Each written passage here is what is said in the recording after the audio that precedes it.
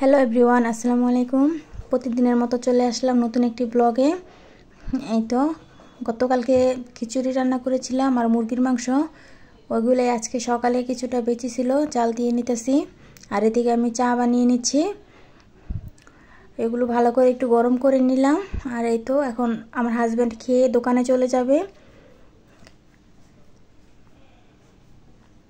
খিচুড়ি দিয়েছি আর এই যে মুরগির মাংস।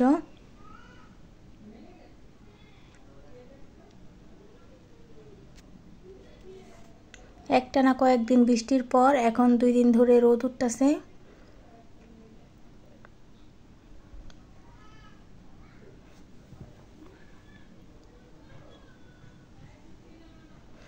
এই তো আমার ছোট মেয়ে এখানে এসেছে। আর এদিকে আমি দুপুরের জন্য রান্না বসিয়ে দিব, কারণ আমাদের এখানে গ্যাস থাকে না, দুপুর হলে গ্যাস চলে যায়, এই জন্য একটু তাড়াতাড়ি রান্না করতে লাগে। এখানে আমি ডাল রান্না করব। এই তো ডালটা একটু ভালো করে ধুয়ে নিতেছি।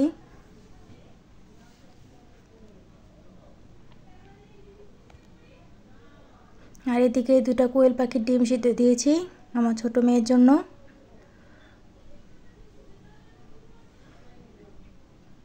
এক চুলায় ভাত বসিয়েছি, আরেক চুলায় ডাল বসিয়ে দিয়েছি, আস্তে আস্তে হতে থাক।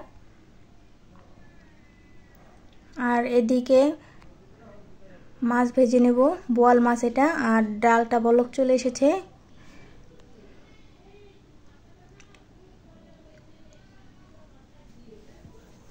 এই তো এখন বোয়াল মাছটা ভেজে নেব ভালো করে।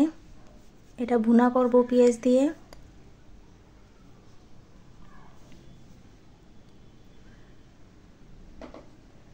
এই তো ডাল রান্না করা হয়ে গেছে।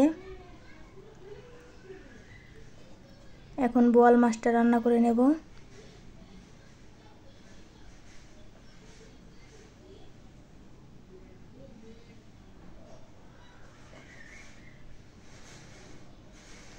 এই তো ভালো করে মশলা কষিয়ে এখন একটু টমেটো দিয়ে দিলাম। টমেটোটাও একটু ভালো করে কষিয়ে নেব।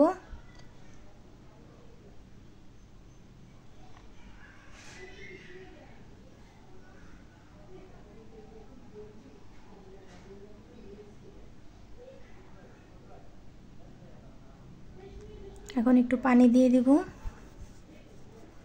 কষানো হয়ে গেছে। এই তো আলা মাছগুলো দিয়ে দিব।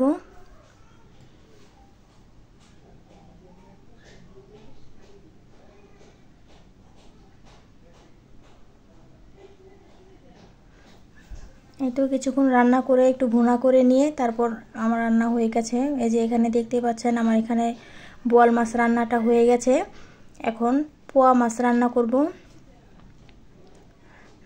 আসলে একসাথে 2টা মাছ রান্না মানে আমাদের এখানে পোয়া মাছ 2-3 জনে খায় না, সবাই পোয়া মাছ খায় না, এই জন্য বোয়াল মাছ রান্না করেছি। আর এখানে পোয়া মাছটা ভালো করে মেখে তারপরে বসিয়ে দেব।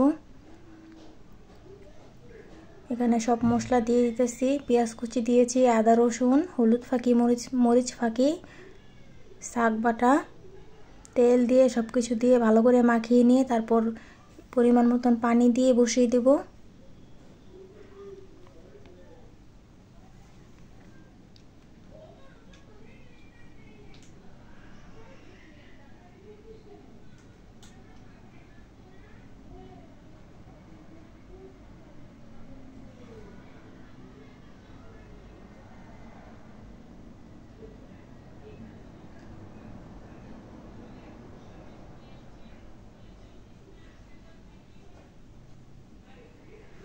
এই তো আলু দিয়ে করলা দিয়ে রান্না করব।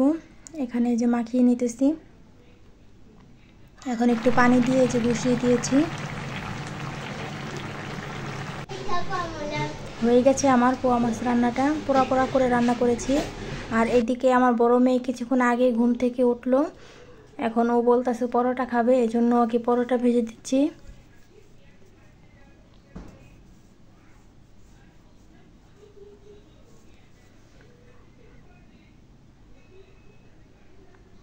তো এখানে 2টা পরোটা ভেজে নিচ্ছি।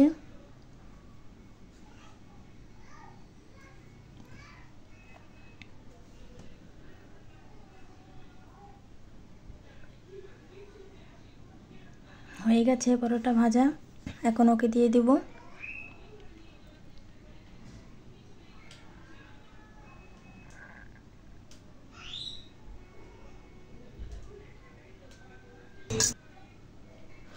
আর এদিকে রাত্রের জন্য আলু দিয়ে ডিম রান্না করব।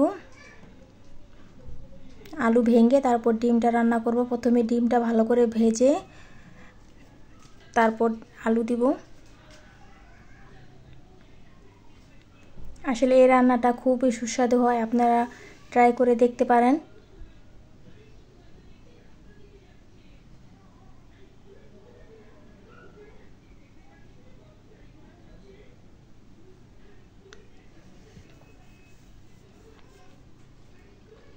এটাকে অনেকেই বলে ডিম দিয়ে আলু ঘাটি।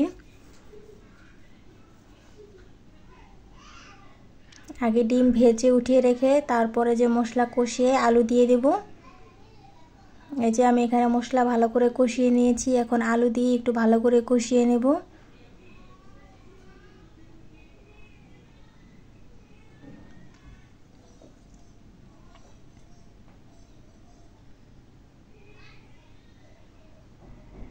এই তো এখানে আমার ডিম রান্নাটা হয়ে গেছে। আমি আলু দিয়ে ভালো করে কষিয়ে নিয়ে পানি দিয়েছিলাম, এখন হয়ে গেছে।